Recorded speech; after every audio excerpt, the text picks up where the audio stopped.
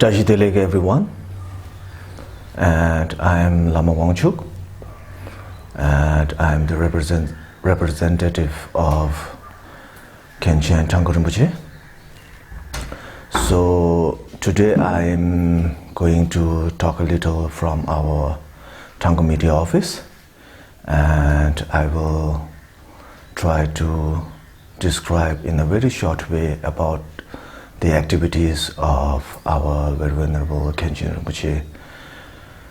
And as all of you already know, that Rinpoche gave so much of his time, so much of his effort in building so many monasteries and schools and clinics here in Nepal and also in India, but we haven't advertised or promoted all his activities much, and for that a few weeks back we decided that it would be so much better if we are able to inform our students from all over the world about what Rinpoche is doing. And as all of you already know that the first monastery that Rinpoche built here in Nepal was the monastery in Namabuddha, and then he built the monastery in Baudha. And the main reason he built all these monasteries was so that he would be able to spread the Dharma of Buddhism. And the places that where he built the monasteries are just not empty spaces. All these places that where Rinpoche built the monastery are all blessed by previous masters. Like the one in Namabuddha was blessed by the Buddha himself in one of his previous life, where he gave his body to the tigress and the cubs. And then the monastery, like here in Baudha, is the place where we have the very famous or very blissful Stupa Bodhanath, and also the monastery where we have in Swambhu, or the monastery for the nuns, is the place where we have the Swambhunath temple. And then the place where we have our retreat center is in Saraswati Sthan, or near Bhaktapur. So that is the place which was blessed by Milarepa himself.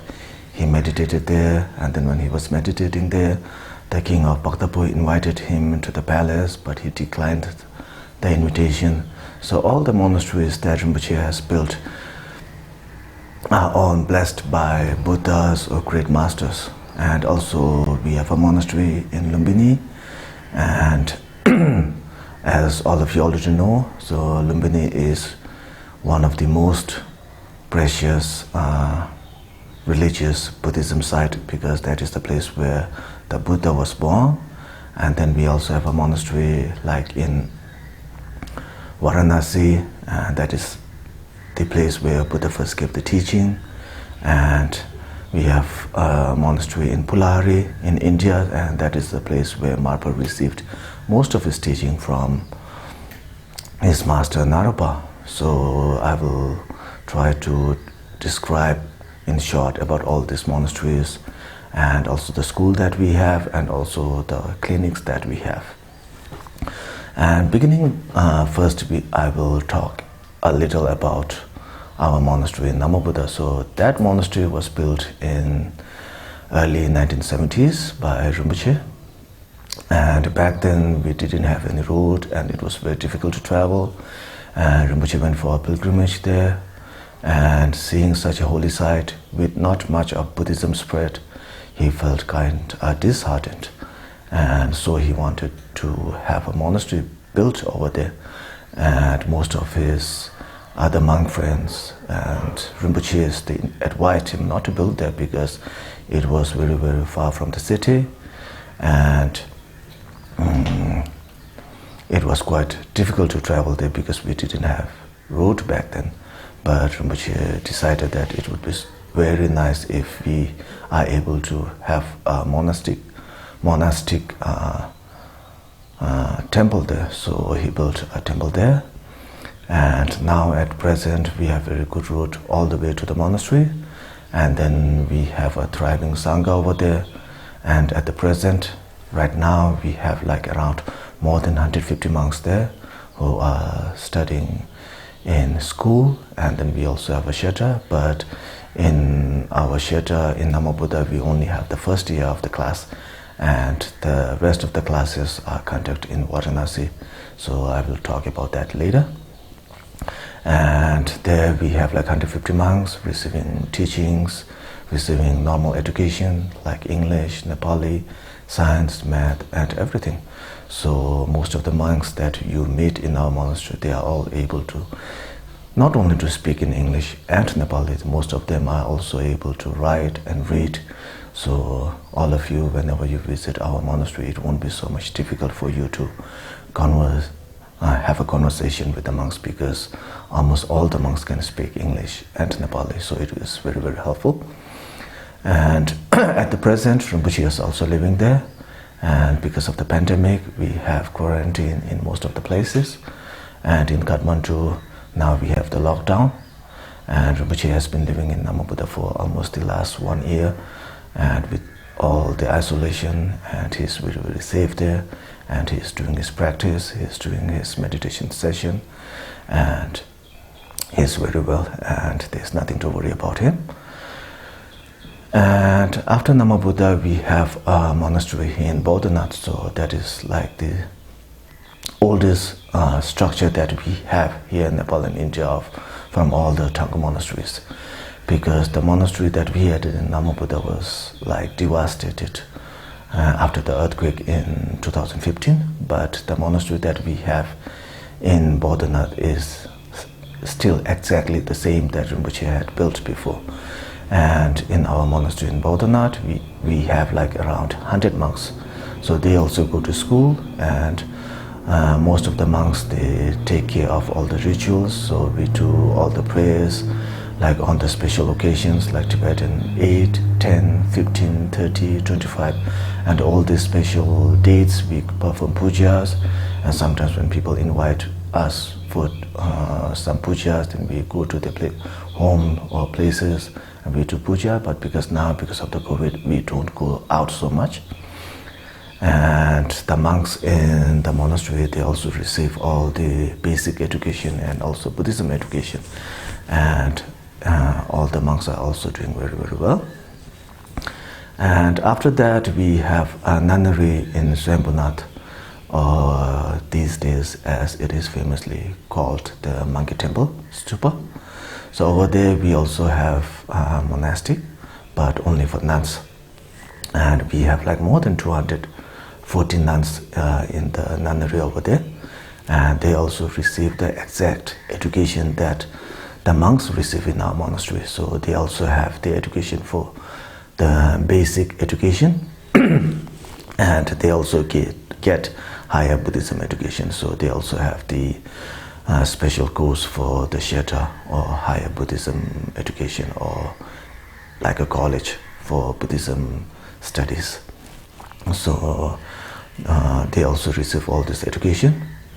And after that, we have a retreat center in Bhaktapur, and at present we have like 16 monks doing 4 years retreat. And normally in other retreat it is like 3 years and 45 days. So in Tibetan we say Losum Choksum. Chok means like a part, so 3 parts, like 3 parts means 15 days, so that is like 45 days in total. So normally in other retreat center we have 3 years and 45 days, but here we almost have like 4 years of course, and that is because we do Kalachakra practice, and that takes like more than 6 months of practice. So that is why our retreat is like almost 4 years, and then we also do some other practices. And beside the monks, we also have some lay students from all over the world who are practicing. And at the present, we have like more than 80 students from different countries doing the retreat in the retreat center.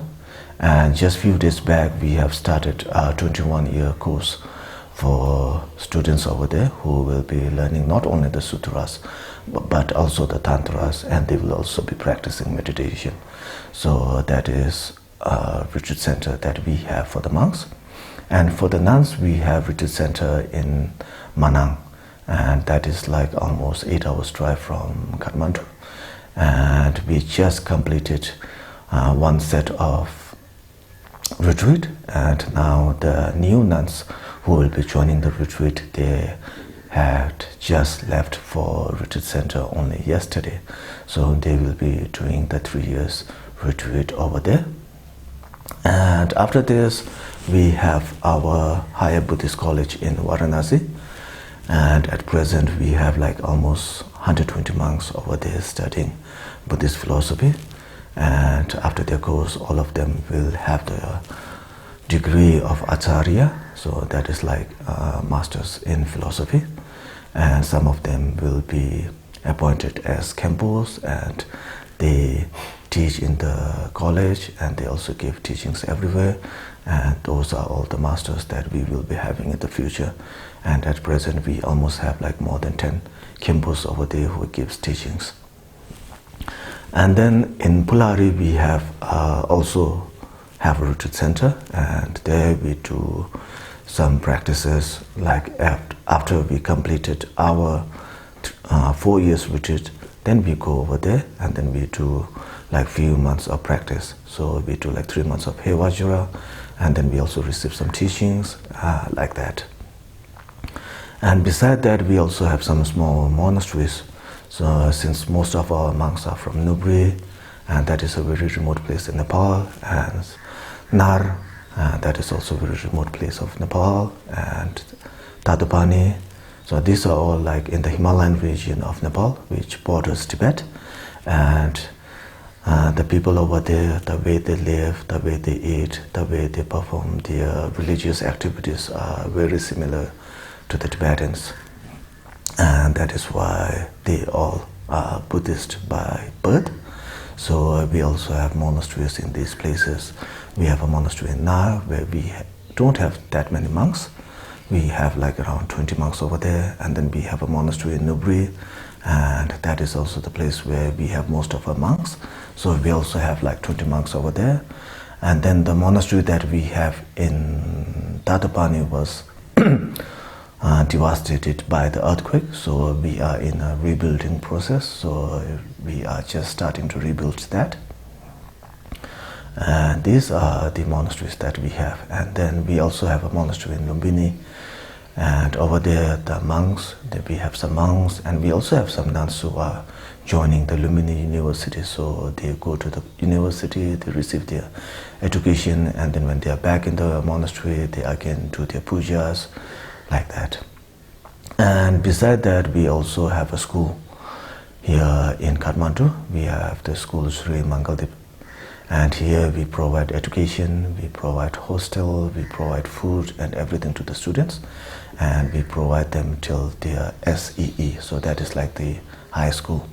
And because of the grace of Rinpoche and all the students of Rinpoche all over the world, we are able to provide free education and free accommodation to all the students, so all of them receive like normal education till the high school, and once in a while we also give them Buddhism teaching. And other than that, we have a small medical clinic in Namabuddha.